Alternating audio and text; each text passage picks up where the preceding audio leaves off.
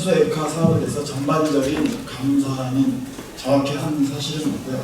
작년 8월에 하이청원의 그 디폴트가 우려돼서 점검 의뢰를 받아서 석 달 동안 그간 하이청원의 재반 사업에 대해서 점검을 했습니다. 그래서 오늘 기자님께서 궁금하신 거에 대해서 좀 시간이 걸리더라도 간단히 말씀드리고, 먼저 방금 기자님께서 말씀하신 액화수소 관련해서 창원시 하루 소비량은 1.8톤입니다.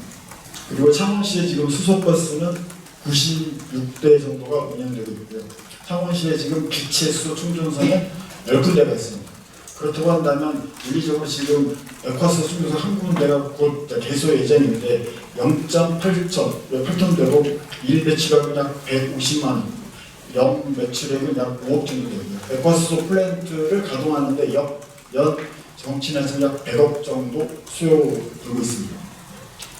그 다음에 경남일보 기자님께서 말씀하신 것 중에 하이창원의 법적 지위에 대해서 말씀드리겠습니다. 하이창원은 여기 계신 언론인도 아시는 것처럼 상법 170조에 따른 주식회사일 뿐입니다. 다만 이제 저희 시가 예전에 출자를 통해서 설립한 부분을 제외하고요. 그간 그 추진 결과를 간단히 말씀드리면 원래 19년 4월 23일 최초 민선 7기에서 원래는 수소 액화 및 액화 수소 저장 장치 기술 개발, 즉 국산 부품 국산 부품을 핵심 부품을 국산하겠다, 이런 모토로 당초 이 사업이 설계됐습니다. 그리고 이제 19년 10월에 삼다공 펀드에 가입을 했고요. 그다음에 이제 20년 4월 2일 하이창원을 저희가 이렇게 설립하게 됩니다. 그리고 20년 11월 6일날 이제 하이창원과 두산중공업이 액화수소 플랜트 814 구매 구축 계약을 체결을 하고요. 그리고 난 다음에 이제 원래는 그 보계약서상 납부일이 원래는 23년 3월 1일입니다. 그런데 이제 23년 3월 2일에 건설 투자자인 두산에서 준공을 하지 못했습니다. 그래서 한 차례 연장을 합니다. 그게 이제 23년 6월 30일입니다. 23년 6월 30일에도 준공을 하지 못했습니다. 그래서 다시 연장을 합니다. 그게 23년 8월 30일입니다. 23년 8월 31일에도 공사도구에 따른 47조부터 51조를 이행하지 못했습니다. 그런데도 불구하고 당시 기한이 상실에 해당돼서 원래는 건설 투자자 약정에 따르면 두산에서 모든 책임을 떠안게 되는데 이를 면제해주고 준공책을 해주었습니다. 그리고 이제 준공을 한 이후에 47조부터 51조를 이행하기로 되어 있는데 아직까지 공사도급 계약서에 따른 유효한 문건은 지금 현재 두산으로부터 받지는 못했습니다. 이 와중에 이제 쟁점이 되는 게 저희 두산에서 이 장비를 설비하면서 물론 수소도 생산했습니다. 물론 액화수소도 생산했습니다. 그렇지만 저희가 수소가 생산되지 않았다 또는 액화수소가 생산되지 않았다 하지 않았습니다. 저희는 공사도급계약서 47조부터 51조까지 유효한 문건으로 장비를 납품하라라고 요구를 했던 것입니다. 그다음에 세 번째 말씀하신 중 문제점에 대해서 간단히 말씀드리겠습니다.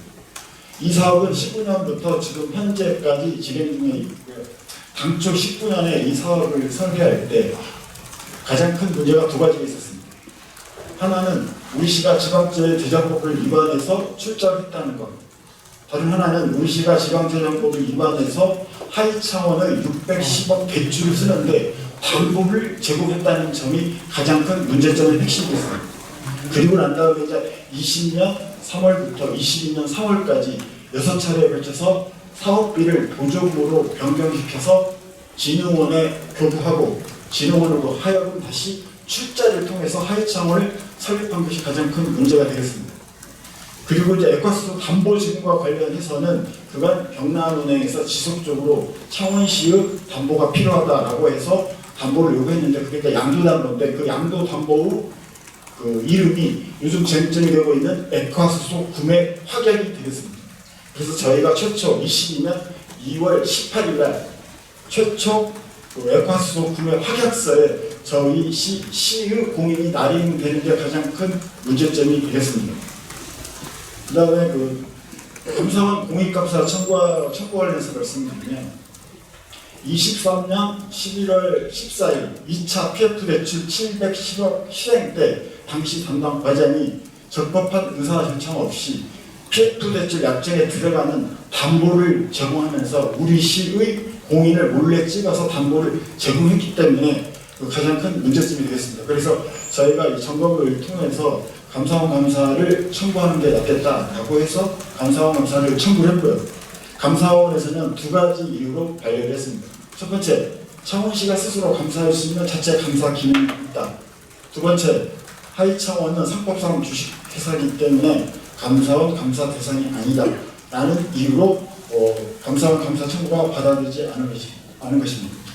그리고 다음은 그 지자체의 영리사업에 대해서 아까 기자님께서 질의를 주셨는데, 영리사업은 여러분도 아시는 것처럼 지방재정법의 근거를 두고 추진하도록 됐습니다. 그게 이제 18조에 나오는 출자입니다.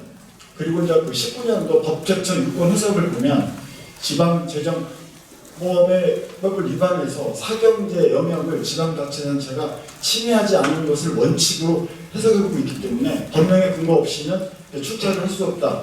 그렇게 말씀드리고 싶습니다. 그 다음에 많은 분들이 궁금해하시는 정상화에 대해서 제 개인적인 의견을 좀 말씀드리면, 하이창원의 정상화는 하이창원은 상법상 주식회사이기 때문에 하이창원 스스로 자구치기를 마련해서 여러 투자자를 모아서 펀딩을 받아서 스스로 재정 리스크를 극복하는 게 원칙적인 하이창원의 정상화가 되겠습니다.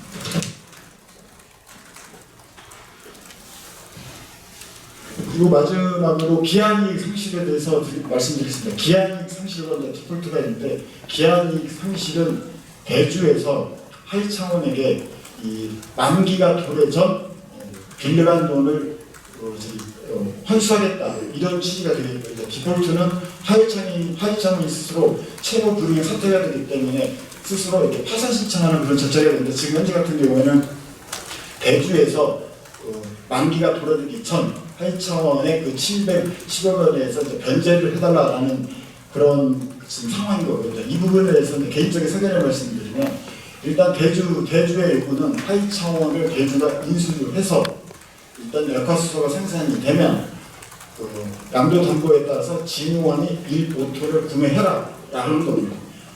그렇다면 그게 성립이라도 일단 역학수소 플랜트의 성능이 담보가 돼야 되는 거고, 역학수소를 생산하다가 만약 제대로 성능이 나오지 않는다면 대주에서는 먼저 건설 출자자인 두산에게 기한이익 상실을 통보할 수도 있는 그런 경우가 되었습니다. 그래서 대주 입장에서는 일단 이 플랜트에 대한 성능에 대한 부분이 미흡하면 건설 출자자인 두산에게 책임을 전가할 거고, 그 다음에 이제 플랜트 성능이 완벽히 나온다라고 한다면 그때 이제 하이창원 진흥원의 이 책임을 물을 것을 그렇게 판단하고 있습니다. 이상입니다.